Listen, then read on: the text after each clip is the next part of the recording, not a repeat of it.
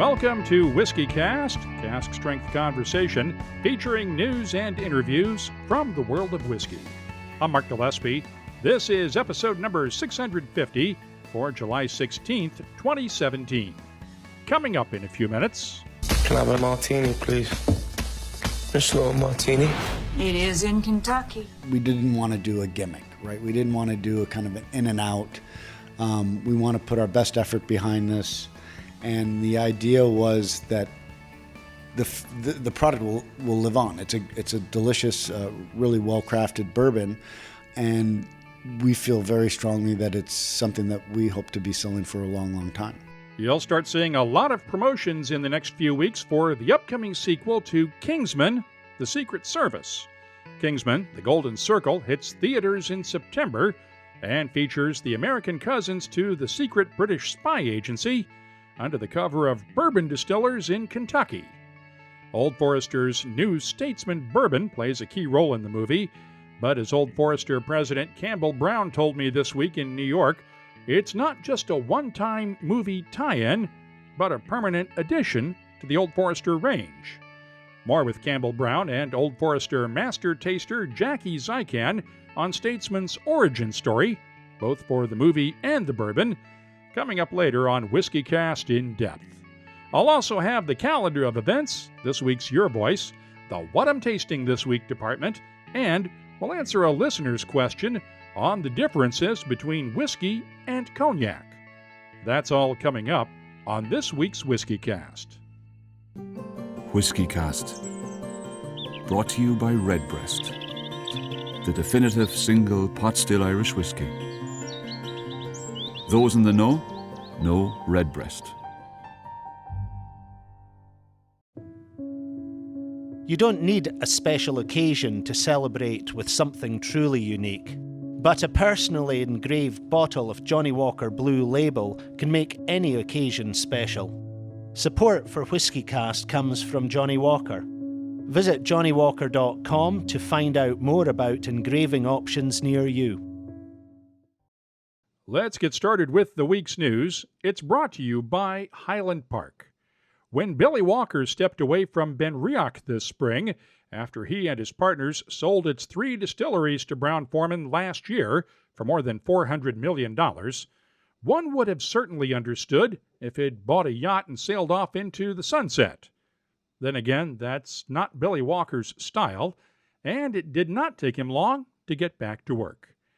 This week, his new partnership with longtime Inverhouse Managing Director Graham Stevenson and Benriach veteran Tricia Savage went public, along with their deal to buy the Glenallachie Distillery in Speyside and its single malt whiskey brand from Chivas Brothers. Terms of the deal were not disclosed, but it includes a significant amount of Glenallachie's maturing whiskey inventory, along with the McNair's and White Heather blended Scotch brands.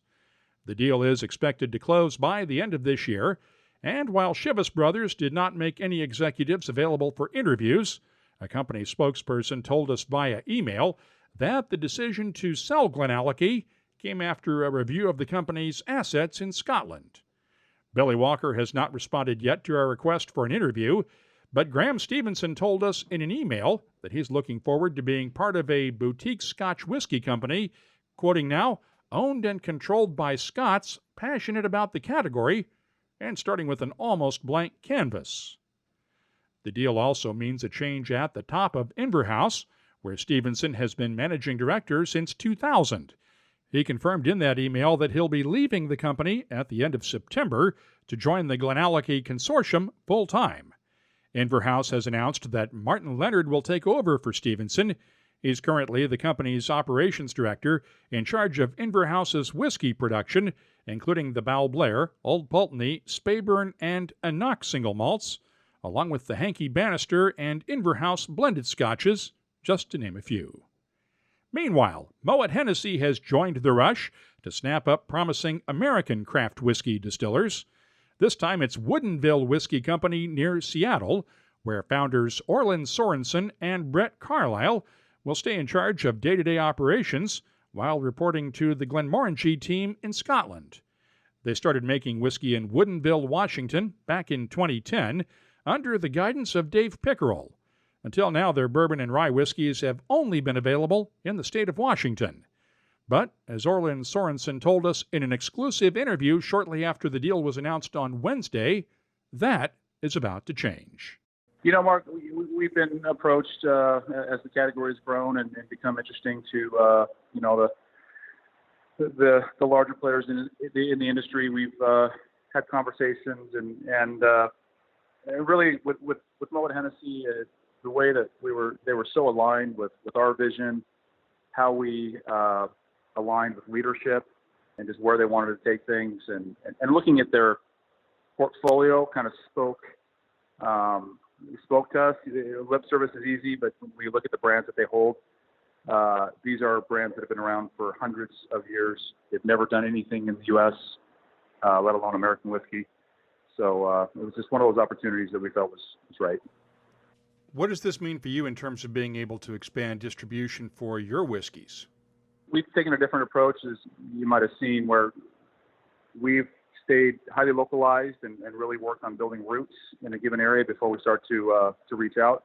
The exciting thing is we have more whiskey coming to market. 5-6 years ago when we started laying this stuff up, we were slowly increasing production, and so every quarter we have more and more whiskey coming to market. So the future looks great. We had a massive expansion in 13-14. So in the next few years, when that whiskey starts to come off, we'll certainly be able to really expand our reach. But we're looking at some key markets. I can't speak to which one right now, but that we'll be entering here in the near future. How much of a role is Bill Lumsden going to play with you guys going forward in terms of helping you with chemistry and blending and all that fun stuff? Very good question. We don't know specifically. We've had some of his key people here on site, back home site at Woodinville, and great conversations and looking to how we can work together to harness further growth within Woodinville and what Bill's role will be at a high level or all the way down to facilitating that down to logistics. I just don't know yet. What is it with you guys in Washington? Between you and Westland, we've had two big deals involving craft distillers in the last few months. Man, it is. I think it's a special day for us, but it really is kind of a special day for Washington whiskey. People are starting to think, okay, well, maybe this is for real. I think the one thing for us, both Westland and us, we make our own juice, and we have from day one, and we've never strayed from that. And we both, stuck to aging times. As you well know, they're both two key components to making a great product. You can, all the other things from the distillation process and the mashing process and all of those, those are pretty quick actions, but the long-term investments are really where it plays out, and very, very happy for them, and it's a great thing for Washington in general. Last question. What happens with Dave Pickerel on this? I know he's been your consultant and your guru for the last few years. Does he stick around after this to work with you, or does he go off into the sunset? How's this going to work? No, he funny, as part of this, Moet Hennessy's national conference was today, and they announced the acquisition to their group just prior to announcing it publicly, and they brought in Dave Pickerel as part of that, and it was a very emotional moment for all of us. As you can imagine, it's been the better part of a decade, and he's been there. We were his first, if not one of his first clients ever before he got into any of the brands he's with or anything he's doing. And so, he's always been our mentor. He's become a dear friend, and obviously he's an icon and a legend in our industry. What's great is he's had relationships with, he's worked with much of the leadership at Moet Hennessy. They think as highly of him as we do, and certainly in the growth and going forward, we all see Dave as an important part of that. And I think after our conversation today, Dave's aligned with that as well. By the way, Woodinville's 5-year-old bourbon won the Best Whiskey Award in last year's American Distilling Institute competition. It's been a few weeks since we had an update on the situation at the Nant Distillery in Australia. While there are still creditors and receivers circling around what remains of Keith and Margaret Batt's Nant Group, the future of the distillery itself is a bit clearer this week. Australian Whisky Holdings has reached a deal with the receivers for the distillery's main creditor to buy all of its equipment and assets for $1.7 million Australian. That's about $1.3 million U.S. As we've reported before, Australian Whisky Holdings bought the Nat estate property from the Bats in February, but a separate deal for the distillery and its equipment fell through at that time. This deal will allow Australian Whisky Holdings to resume production at the distillery, and the company indicated in a news release that it would continue to use the Nat name on its whiskeys.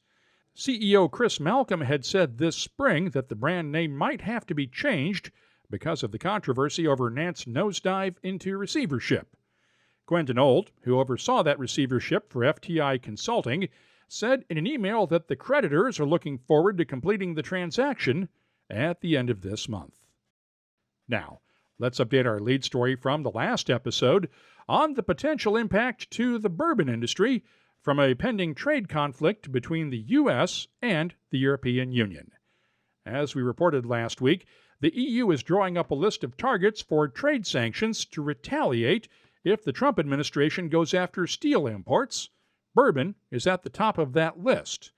EU member nations are among the largest exporters of steel to the U.S., and President Trump has said relying on imported steel for military and infrastructure use threatens U.S. national security.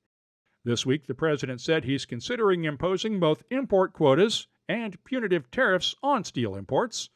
Commerce Secretary Wilbur Ross told members of Congress that China's subsidies for its steel industry drive down the price of steel worldwide. Sanctions imposed previously by the Obama administration have cut steel imports from China, which ranked 11th last year according to the Commerce Department. But according to the Washington Post, Ross claimed in that closed-door meeting on Capitol Hill that China is shipping steel to the U.S. through other countries to get around the sanctions. Here's a clue for you as to how much it costs to make bourbon. Buffalo Trace is moving ahead with its $200 million long-term expansion plan. In addition to converting the last two former office buildings at the distillery campus back into maturation warehouses, construction has begun on the first new warehouse on farmland Sazerac bought several years ago, overlooking the distillery. That warehouse will be done by the end of the year, and Buffalo Trace plans to build a new warehouse every 4 months for the near future. Get your calculators ready. Each of those warehouses costs $7 million to build and holds at least 55,000 barrels of whiskey. In its news release announcing the project, Buffalo Trace said it costs $21 million to fill each warehouse with barrels. I'm not a math expert, but that adds up to around $381.82 per barrel. Add in another $127.27 for the per barrel cost of building the warehouse in the first place, and it comes out to around $509 a barrel. By the way, Buffalo Trace is also moving its bottling lines into the distillery's old distribution center, which was replaced by a new high-tech warehouse 2 years ago. That will open up space for larger grain cookers and more fermenters. The distillery is already running 24/7 this summer for the first time ever. In other news, Jim Beam is getting its succession plan in order. Of course, we pretty much knew already that Fred Noe will eventually hand over his title of Master Distiller to his son Freddie at some point. But Freddie's first whiskey will be released in October, and it is not a bourbon. Father and son told Esquire magazine this week about Little Book, which isn't just the name of Freddie's new whiskey, but the nickname Booker Noe gave to Freddie when he was a little boy. And according to the Noes, Booker was known to say that Freddie had a good smeller on him back then. Freddie blended straight bourbon with separately distilled corn, rye, and malt whiskeys to create Little Book. It'll be uncut and unfiltered, just like Booker's bourbon, and will sell for about $80 a bottle. We've been told to expect more details on the story coming this week. Other new whiskeys announced this past week.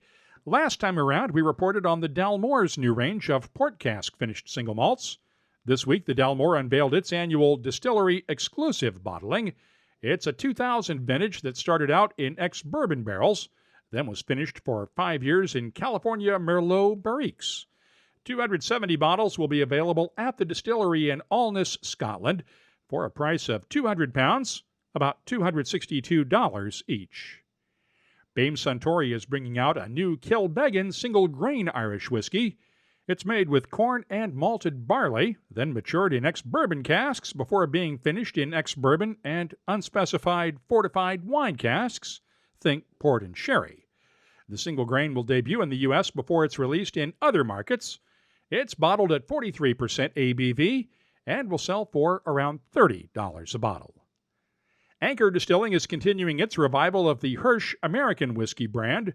The second release is the Hirsch Small Batch 8-year-old High Rye Straight Bourbon. The name comes from the late A.H. Hirsch, who owned Pennsylvania's historic Schaefferstown Distillery, that is most well known for producing another whiskey brand, whose current owners are known for litigating anything even remotely resembling a trademark violation for their brand that rhymes with Stichters. One of that distillery's final releases before it closed in 1989 was the legendary A.H. Hirsch Reserve 16-year-old bourbon. The whiskey in this new Hirsch release comes from MGP and is bottled at 46% ABV. It'll sell for about $52 a bottle. Meanwhile, the English Whiskey Company is out with its annual release of Chapter 17 single malt. It's a triple distilled single malt that's available at UK retailers and through the distillery's website for £50, about $66 a bottle. And Italy's Puni Distillery is expanding its range with Soleil, which means sun in Italian. The single malt is matured for 2 years in ex-bourbon barrels, then finished for 2 years in Pedro Jimenez sherry casks from Spain. There's also a 2017 bottling of Nero, Puni's annual limited edition release. This one is matured in Pinot Noir wine casks sourced from wineries near the distillery in the Italian Alps. Soleil is available through Puni's website for €64, about $73 a bottle, while Nero sells for €54, about $62 each. And finally, if you're in one of those secret Facebook whiskey selling groups or looking through Craigslist for rare bourbons, it is worth noting that you are being watched, at least in Pennsylvania. Pennsylvania's State Liquor Control Board is holding a lottery for its allocation of the Old Rip Van Winkle 25-year-old and Colonel E.H. Taylor Jr. 4-grain bourbons. And State Police spokesman Ryan Tarkowski told the Pittsburgh Tribune Review this week that liquor enforcement agents regularly monitor social media channels that people might use to resell bottles bought through the PLCB's lotteries. In the past 2 years, they've arrested 2 people who tried to sell Pappy Van Winkle bottles through Craigslist. The Liquor Board limits entries to Pennsylvania residents and liquor license holders only, and clearly states in its lottery terms and conditions that reselling whiskeys without a license is illegal. That's our trip around the world of whiskey news this week. You can keep up on the latest whiskey news all week long at WhiskyCast.com. The news is brought to you by Highland Park, the Orkney Single Malt with Viking Soul, and a brand new website. Check it out today at HighlandParkWhiskey.com. You don't need a special occasion to open a bottle of Johnnie Walker Blue Label. But when you have a special occasion, why not celebrate with a specially engraved bottle of Johnnie Walker Blue Label? Here's how one whiskey lover celebrated his team's recent success. He arranged to have 108 specially engraved bottles of Johnnie Walker Blue Label made for his co-workers. You might say he hit a home run. Just like a perfectly executed double play, Johnnie Walker Blue Label is smooth and well-rounded, and unlike a trophy, never needs polishing. Support for WhiskyCast comes from Johnnie Walker. Visit johnniewalker.com to find out more about engraving options near you. Johnnie Walker Blue Label Blended Scotch Whisky, 40% alcohol by volume. Imported by Diageo North America, Norwalk, Connecticut. Please drink responsibly. If you're in the Houston area, tickets are still available for our whiskey tasting at Reserve 101 downtown next Tuesday night, July 25th. They're $20 each. 100% of the proceeds will go to the Rescued Pets movement, which helps find new homes around the U.S. for pets that need a forever home. If you've ever heard the occasional dog barking in the background during WhiskyCast, well, you know how we feel about animals around here. In fact, we just added a new member to the family this weekend when our daughter Brianna adopted a rescue puppy, and you can see a photo of Poppy the puppy at the WhiskyCast Facebook page. It's a cause that's close to our hearts around here, and if you're able to join us next Tuesday night at Reserve 101 in Houston, I hope to see you there. You can get a link for tickets through reserve101.com. This week's Your Voice is brought to you by Lot 40. I got an email this week from Clark Butler, who's getting married in a few weeks. He and his fiancée will be honeymooning in Scotland, and here's his question. Mark, I've only been listening for a year now, so forgive me if you've heard this one before. Do you have recommendations for a bottle or two of scotch that are hard or impossible to find in the States? Also, what are the rules about bringing bottles back? I haven't found a good explanation on the web. My brother was told by a few shops that under no circumstances would he be allowed to leave Scotland for the U.S. with a single bottle. My future in-laws, on the other hand, came back with a dozen or so bottles from different distilleries they visited, including a cask-strength Glenlivet that I plan on opening for the nuptials. What is the right and proper way to bring whiskey back to the U.S.?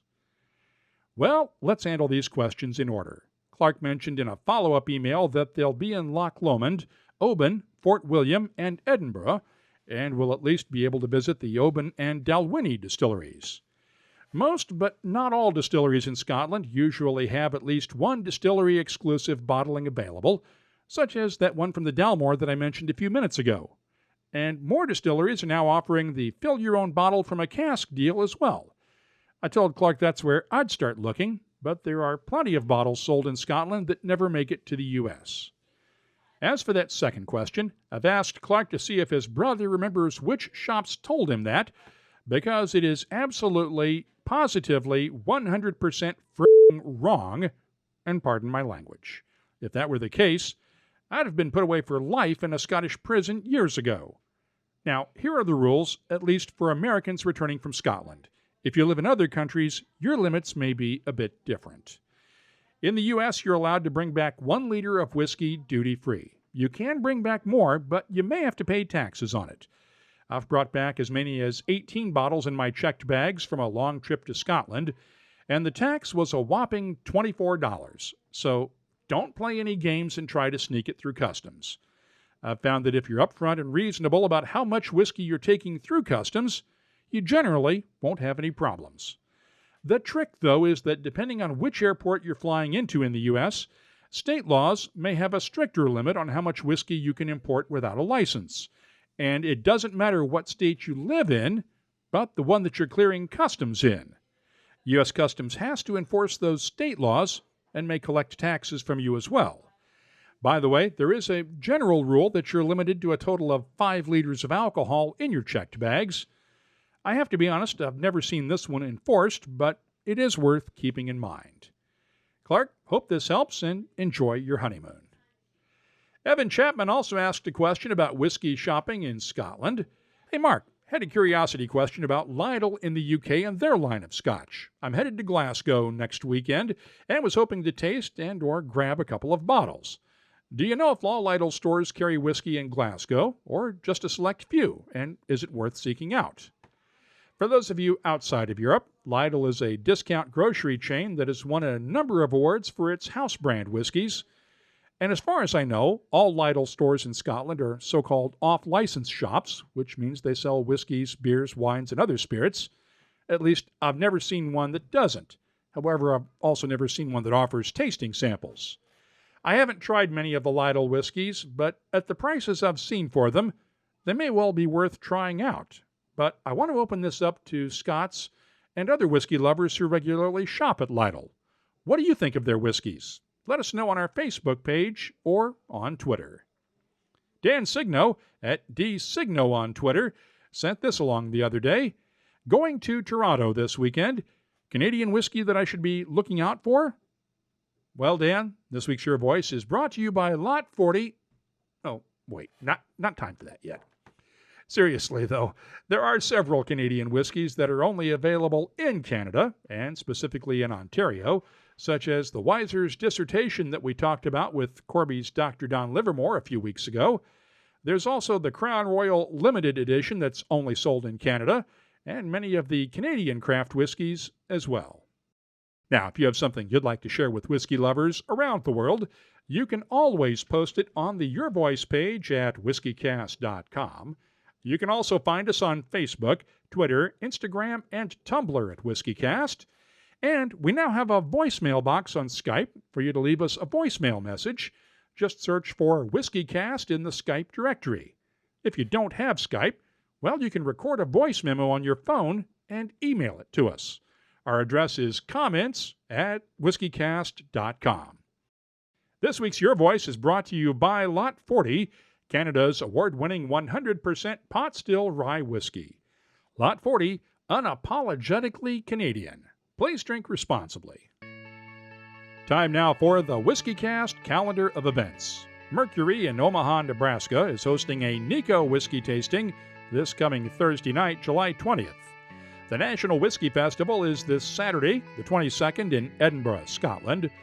The Bourbon Brotherhood has an evening with bourbon historian Michael Veach on July 26th in Louisville, Kentucky. The Only Whiskey Show is coming up July 27th and 28th in Sandton, South Africa. Tasmanian Whiskey Week is August 4th through the 13th in the area around Hobart, Australia. Whiskey Fringe is August 11th through the 13th in Edinburgh, and the inaugural Dublin Whiskey Festival will run from August 14th through the 20th in Dublin, Ireland. Right now, we have 137 different events on the searchable calendar at whiskycast.com. If you have a festival or a tasting coming up, use the contact form on our website and let us know all about it. Redbreast fans have always cherished our whiskey's sherry notes, so we set out to embellish that character. Introducing the Redbreast Listowel edition, a quintessential single pot still Irish whiskey finished in first fill Oloroso sherry casks from Spain's prestigious Bodegas Listowel. Carrying Redbreast's trademark pot still spices and dark dried fruit notes, the Listowel edition is graced with an enduring sherry finish that would be better described as a final act. Discover the newest branch on the Redbreast family tree. Redbreast Listowel is now the latest award-winning member of the Redbreast family. It is Whiskey Advocate's 2016 Irish Whiskey of the Year. Try a bottle for yourself. WhiskyCast In-Depth is brought to you by Lagavulin. In just a few minutes, we'll talk with Old Foresters Campbell Brown and Jackie Zykan about their new Statesman Bourbon and the tie-in with the new Kingsman movie, The Golden Circle, that's coming out in a few weeks. But first, I've mentioned before that I try to spend some time on Quora.com each week answering questions about whiskey. A few days ago, one of those questions focused on the differences between whiskey and cognac. The easy answer is that whiskey is made from distilled grains, while cognac is made by distilling wine. But it is a little more complicated than that. And I had the chance to get an expert to answer the question this week. Cyril Camus is the fifth generation of his family to run Maison Camus, the House of Camus, which has been making cognac since 1863. Camus also has a whiskey connection, though. It imports Glencadam single malt Scotch in the U.S., and imports Glen Grant, the Glenrothes, and Wild Turkey whiskeys into China. So we were able to talk about both whiskey and cognac. I think one simple way to describe it would be to say that cognac is to brandy, so to grape distillate. Water Bordeaux would be to wine, or water Champagne would be to sparkling wine. So cognac is a grape wine that has been distilled in a copper pot still. The wine has to come from the cognac region itself, and so distilled in the cognac region itself. We have then to age the resulting product in oak barrels for a minimum of 2 years before we can call our product a cognac. So it is basically a wine distillate that follows a number of set rules, regulations, the most important one being the provenance of the grapes and the location of the distillation. And if I remember correctly, this question has also come up in the past. You can only use a cognac still to distill cognac. Once you've run cognac through it, you can't use it for whiskey or anything else with that same still, right? That is correct, and there are a number of reasons for this. I guess the main reason probably being it's totally not economical or not economically viable to use those pot stills for anything else than cognac. Our production process is very, very inefficient in many ways. It takes us to distill cognac 2 cycles of 12 hours each in small pot stills, 2,500 liters per time. So this is not something that could be applied to other products for which basically the positioning of the product would not justify that kind of distillation. And we have talked about Armagnacs before on the show. Armagnac is a different region than Cognac, which is why it carries the different appellation, correct? Correct. Armagnac is also a grape-based distilled product, but they can actually distill it in a column as opposed to having to use a pot still. And the region of provenance of the grapes is different as well. So the soil is different, the climate would be different as well. Some of the varietals they use are different than cognac. So the resulting product is actually quite substantially different in taste and profile. So it's not fair to call the 2 brandies then, is it? Or is that just the larger term, such as whiskey would have different subgroups within it? Yes, both cognac and Armagnac are brandies. And brandy actually is originally is a Dutch word meaning burnt wine, brandwine. And it was really what it was. It was referring to distilled wine. How are your sales going these days? We have seen with the boom in whiskey sales, a resulting increase in whiskey prices to the point where a number of customers say that they've been priced out of the whiskey market and are looking for alternatives. I know the Armagnac producers have benefited from this. What about the small cognac producers like Camus? Well, cognac has been doing very well those past few years. The sales of cognac overall are the highest they've ever been in the whole history of the product, and this is true as well for Camus. We are the 5th largest cognac house. We are the largest one to be still family owned, and we are benefiting from this very positive trend right now. Now, there's a balance between production and consumption of cognac, which means there's no real tension on pricing right now. But if consumption were to increase much more substantially in the coming years, we would probably see some price increase coming through. But today, I would say the very positive trend on cognac is very much driven by after-dinner consumption, but is also driven by a resurgence of the use of cognac in classic cocktails.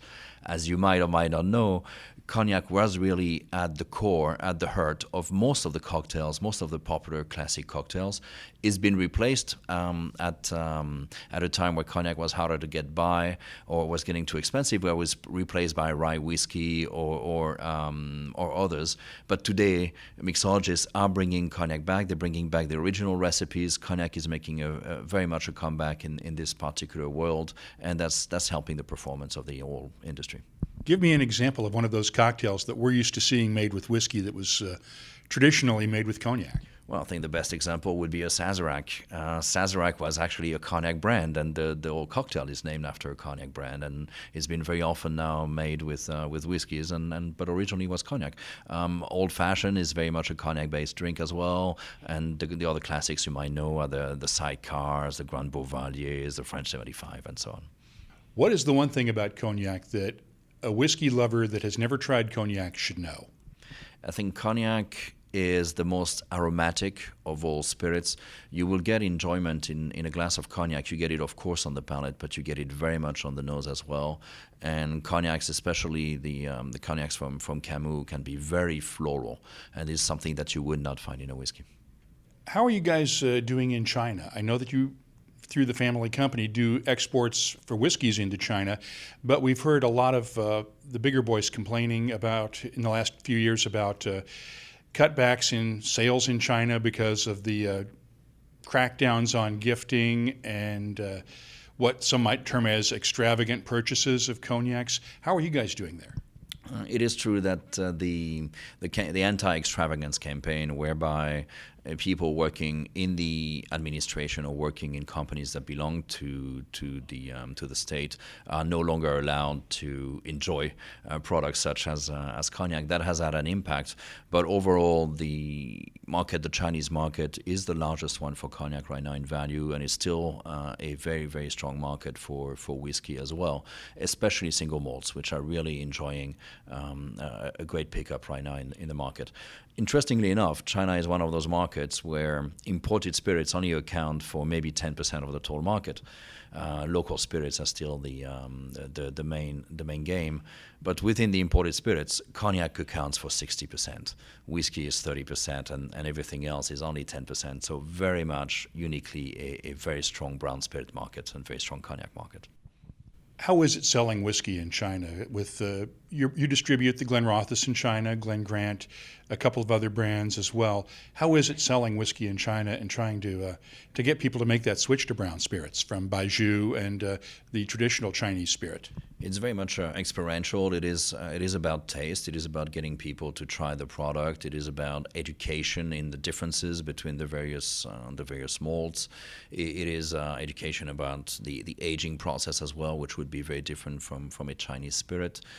So it is about trying the product. It is about tasting and educating, and all the major brands are doing this work, and we see really a lot of passionate consumers emerging now in China. So let's talk about Wild Turkey. Tell me about trying to get people to try bourbon in China, because you can get them to try single malts, but bourbon, I'm sure, with a little stronger flavor is probably a little tougher sell. Well, actually, Chinese spirits, although they are white, are extremely aromatic and very, very flavorful. So for someone to switch to bourbon would in many ways actually be easier than switching to cognac or single malt, which might be a bit lighter on the aromas. So strangely enough, we find it an easier job to go from Chinese spirit to bourbon than it would be to other brown spirits. By the way, the Cognac region is in western France near the Bay of Biscay and the Atlantic Ocean. It's located just north of Bordeaux and centered around the city of Cognac. Now, you should start seeing a lot of promotion soon for the upcoming release of Kingsman, The Golden Circle in theaters worldwide. It's a sequel to 2015's Kingsman, The Secret Service, which brought in more than $400 million at box offices worldwide, and introduced us to a secret private intelligence operation operating under the cover of a London tailoring shop. I think I've seen Kingsman probably 4 or 5 times. But what does all this have to do with whiskey? Well, in the Golden Circle, we meet Statesman, a similar group operating out of Kentucky under the cover of bourbon distillers. Old Forester President Campbell Brown and his team provided consulting help for the film and created the Statesman Bourbon that is on its way to retailers and appears in the film. We've seen whiskeys tied to movies and TV shows before, but as Campbell Brown and Old Forester Master Taster Jackie Zykan explained to me this week, they wanted to make sure that this wasn't another Ron Burgundy Scotch whiskey, but something that would stand on its own. What did you think, first of all, when they came to you and said, we want to do a movie about bourbon distillers and spies? How did all this come about? Yeah, it's one of those small world occurrences. It actually worked out very serendipitously. My cousin lives in London, and she was at a party and met the director, Matthew Vaughn, and he learned that she was from Louisville, and he began to explain, that he had done this film Kingsman and that they were going to do a second film, and his idea was going to be about introducing a U.S. version of what he had done in the first film, but rather than the spy agency being a group of master tailors, they were going to be master distillers. And she's like, oh, you should talk to my cousins. And so we were introduced to Matthew through that meeting, and he explained to us over the phone kind of his vision for this, and talked to us about the opening scene in which Eggsy and Merlin, something terrible happens to their agency, and there's a protocol that they follow. They end up actually down at Berry Brothers and Rudd, which is kind of the oldest wholesaler of spirits and wine in Europe, and in a special cavern that is Kingsman oriented, and they find a safe, and within the safe they find a bottle of bourbon, and it's a 1919 pre-prohibition bottle of bourbon. And at that point we're like, whoa, wait, pre-prohibition? And we said, look, Old Forester is a brand that we make. It's the one that our company was founded on. It's the only bourbon that's been sold continuously by the same company family before, during, and after Prohibition. And at that point, it's like, yes, that's the one I want to work with then. And that's how it started. Without dropping names, I think we do need to be clear here is that your cousin, if I'm making family connections correctly, her husband was the U.S. ambassador to England at the same time, if I remember correctly. Yeah, that's kind of, that's how those folks end up at the same cocktail party together. So how did it go from there with Matthew Vaughn and putting all this together? Basically, it began initially more as an information exchange, and he was looking for some intel on kind of, what do these distilleries look like, and talk to me about packaging and pre-prohibition and why do you call pre-prohibition. And so it was really just, he had done his research. He knew kind of what he wanted to do. It was just filling in some blanks and getting into some details. And so that's really how it started.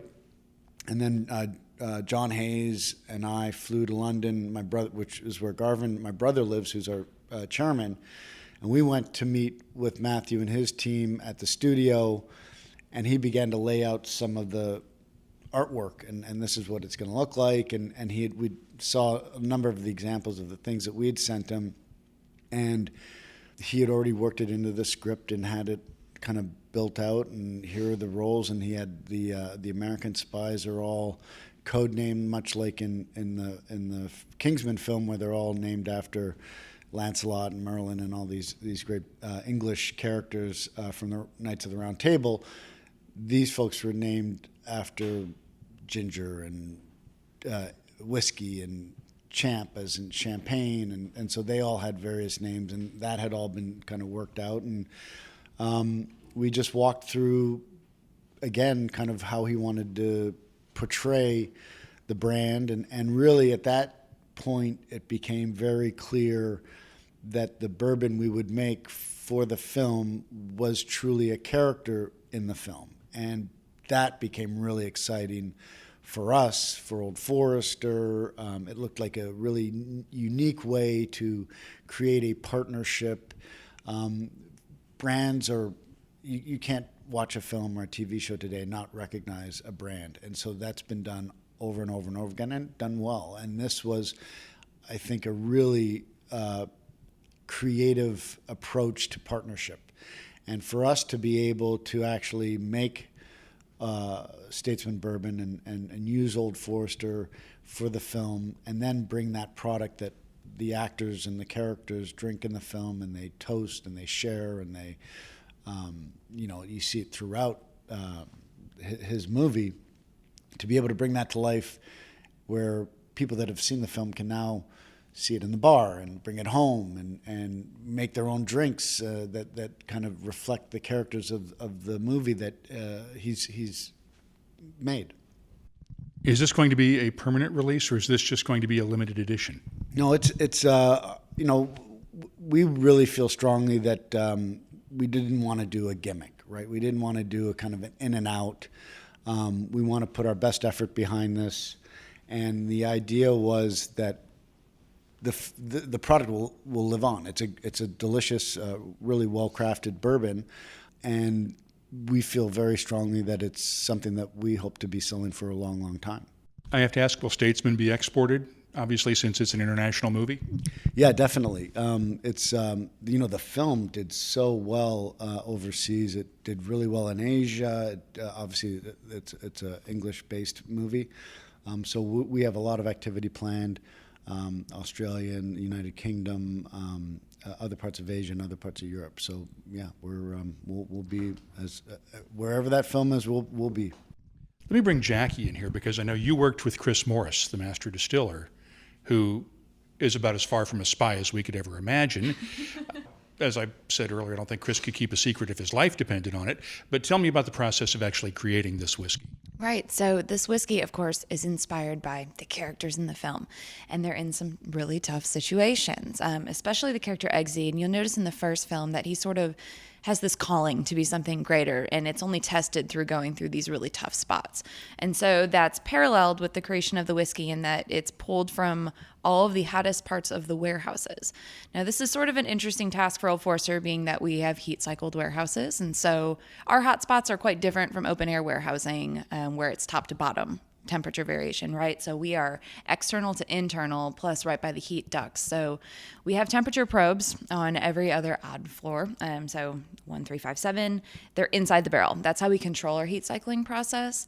And so we are able to read the temperature of our whiskey at all times, really. And we have probes throughout the warehouse and other places as well. So we have those tracked, and you can just pull the data and go, okay, pluck this barrel, this barrel, this barrel, and blend it together. And what results is a really amazing dimensional whiskey that's got such a rich flavor profile. This is as mature for the age as Old Forester could possibly be. And you guys are one of the few companies that actually do heat cycling in the warehouses to try to at least keep it a bit more consistent than what we normally would see in the standard air-cooled warehouses. Yes, definitely. So, I mean, heat cycling has been around forever, and a lot of people used to do it, but it's expensive, and it's a process. But yes, it definitely provides consistency, and that's always been one of the primary focuses of the brand since it started in 1870. So let's turn back to Campbell now. Did they get it right, in your opinion, having grown up in the bourbon industry? Did they nail it with this portrayal? Well, the wonderful thing about our business and brands is that they all have unique stories, and they ebb and flow, and they've got high truth points and maybe not great truth points, and it's part of the creative process of building a brand. I think as you watch this film, if you're a real bourbon aficionado, you'll recognize that maybe some of the barrels in the warehouse are slightly exaggerated in size, and that's really to fit the purpose of a spy agency, right? So these barrel heads turn into secret doors and whatnot. So it's not all entirely accurate or factual, but I think there's so much great texture in the bourbon industry right now, and I think what we're really proud about is the fact that they take some of that some of the nuance and some of the romance of the bourbon making process and bring it to life in this film, and I think those are the parts that are really fun. And then the portrayal of for Matthew, I think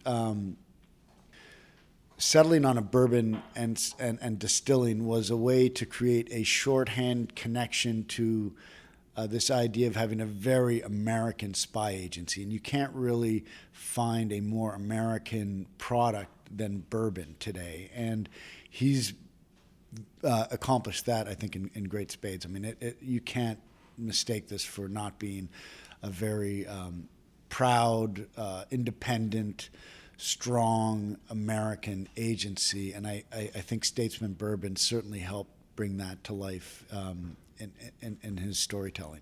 This is going to be the first time, as far as I can recall, where you've had an Old Forester release come out, a new one come out around the same time as the Birthday Bourbon, which also comes out late August, early September. Is this going to take away from this year's Birthday Bourbon at all?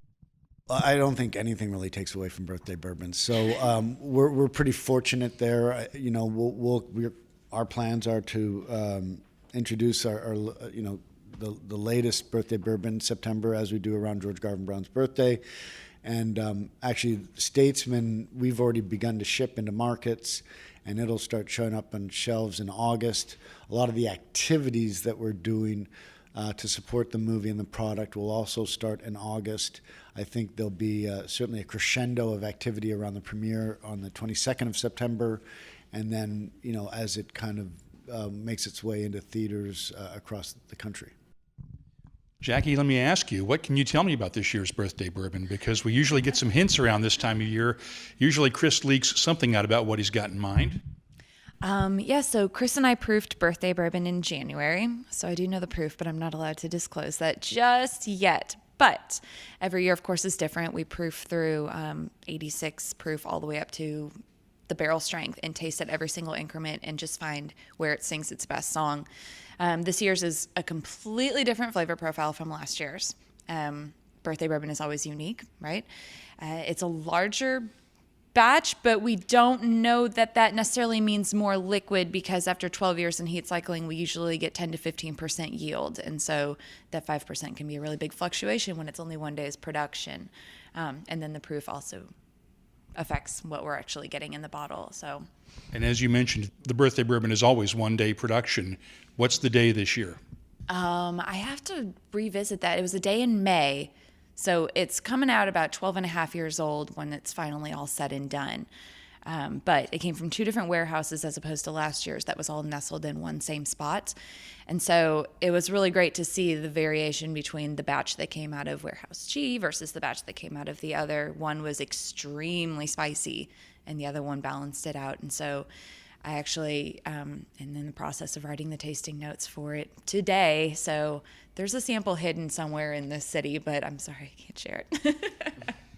And so we're looking at probably 2005 was the year that from this one, or 2004?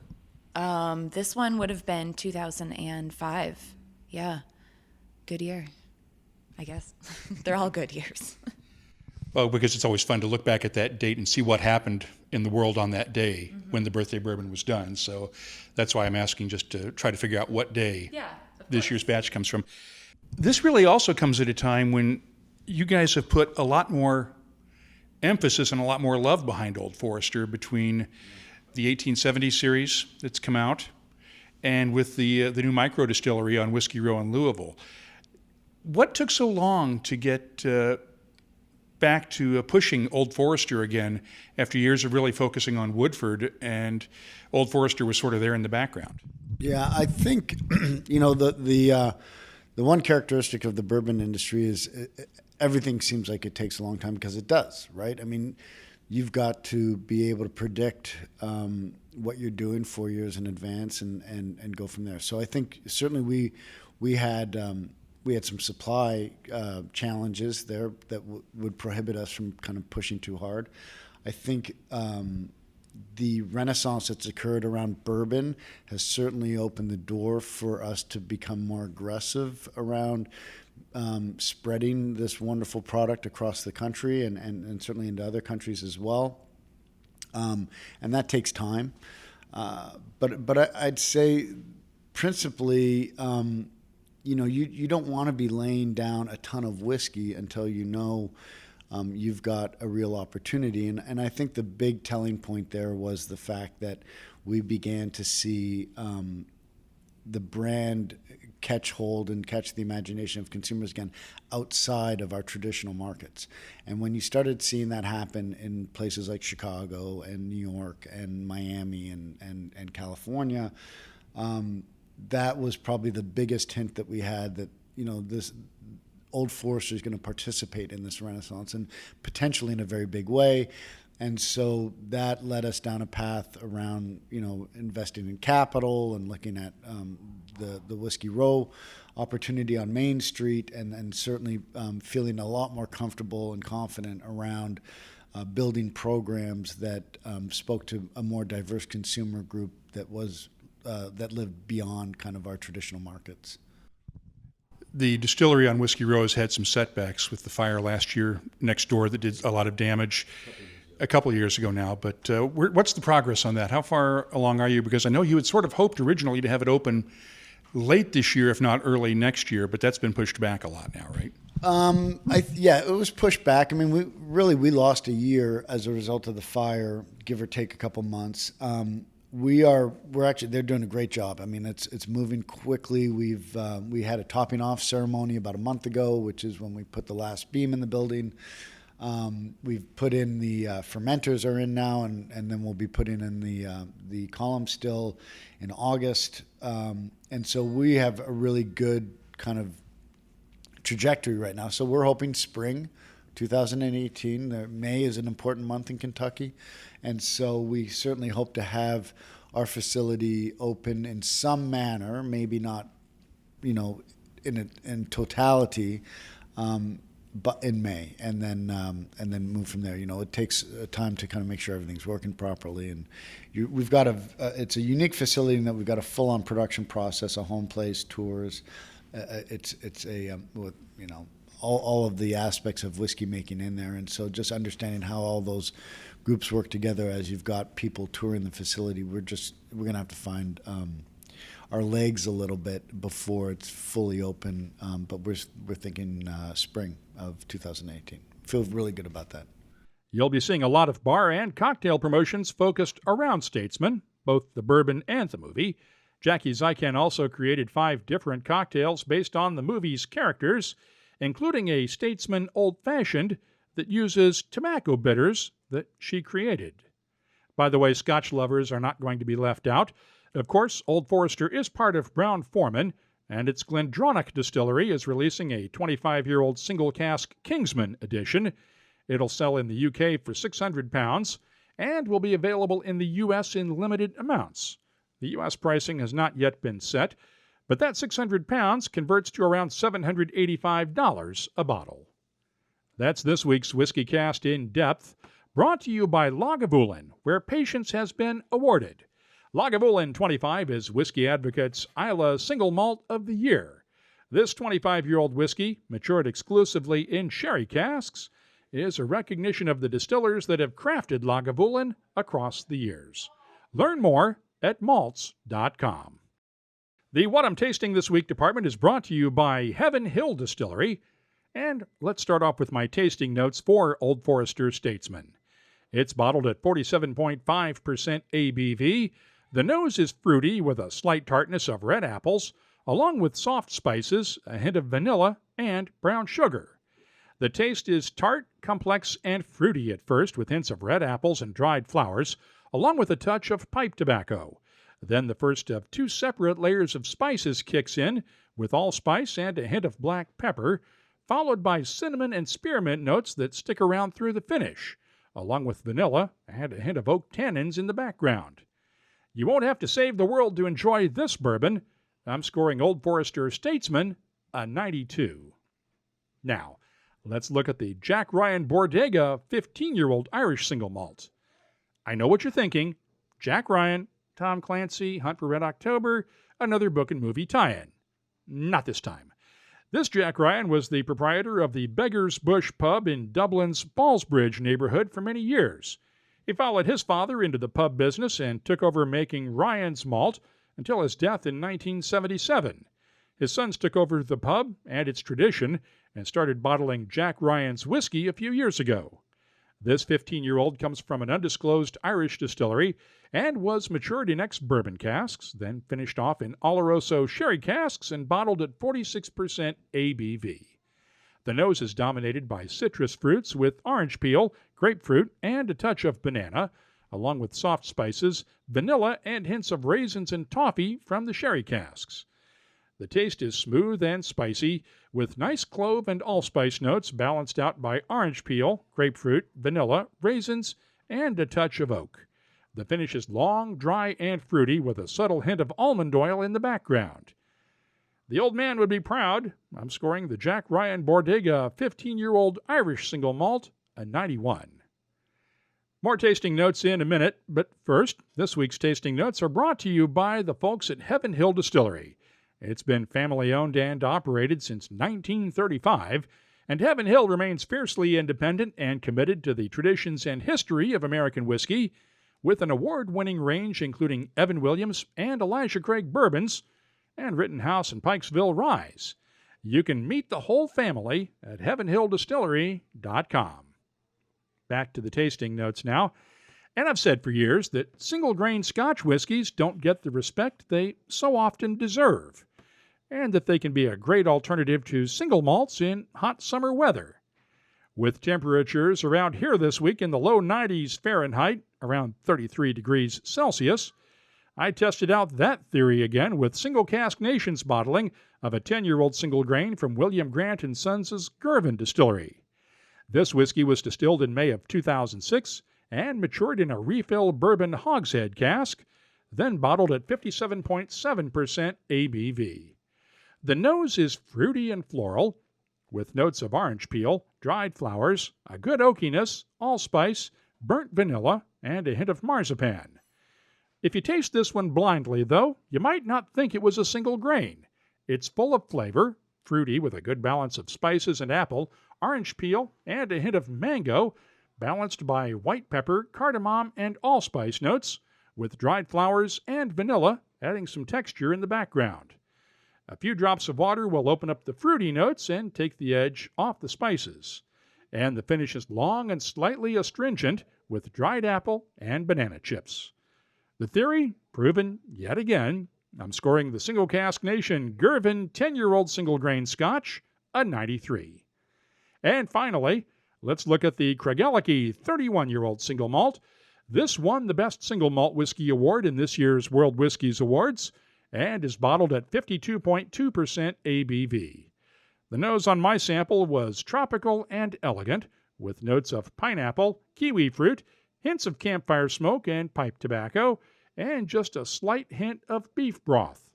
The taste is fruity and tart with grilled pineapple, kiwi, mango, and lime zest, along with a slight smokiness, pipe tobacco, and a hint of old wet leather in the background. The finish lingers gently with gradually fading citrus notes, a hint of allspice, and a gentle kiss of smoke.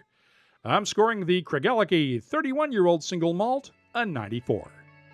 The What I'm Tasting This Week department is brought to you by Heaven Hill Distillery, and I'll be adding these tasting notes to our searchable list of more than 1,900 different whiskeys at WhiskyCast.com. That's also where you'll find links for WhiskyCast HD and WhiskyCast virtual tastings episodes, the latest whiskey news, events, and much more, including a complete archive of past episodes. We are still looking for your help. If you'll take a minute this week, and please visit podcastawards.com.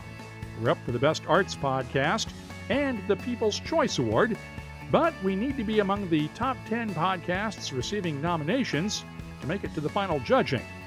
The deadline is July 31st, and we really do appreciate your support. You can also help other whiskey lovers discover WhiskyCast by leaving reviews at iTunes or on your favorite podcast directory. And you can keep in touch with us on social media all week long. We're on Facebook, Twitter, Instagram, and Tumblr at WhiskyCast. And my email address is comments@whiskycast.com. You don't need a special occasion to celebrate with something truly unique. But a personally engraved bottle of Johnnie Walker Blue Label can make any occasion special. Support for WhiskyCast comes from Johnnie Walker. Visit johnnywalker.com to find out more about engraving options near you. WhiskyCast. Brought to you by Redbreast, the definitive single pot still Irish whiskey. Those in the know Redbreast. WhiskyCast is a production of Cask Strength Media, copyright 2017, and comes to you each week from the charming, yet regrettably dry town of Haddonfield, New Jersey. I'm Mark Gillespie, reminding you that when you drink, please drink responsibly. Thanks for listening.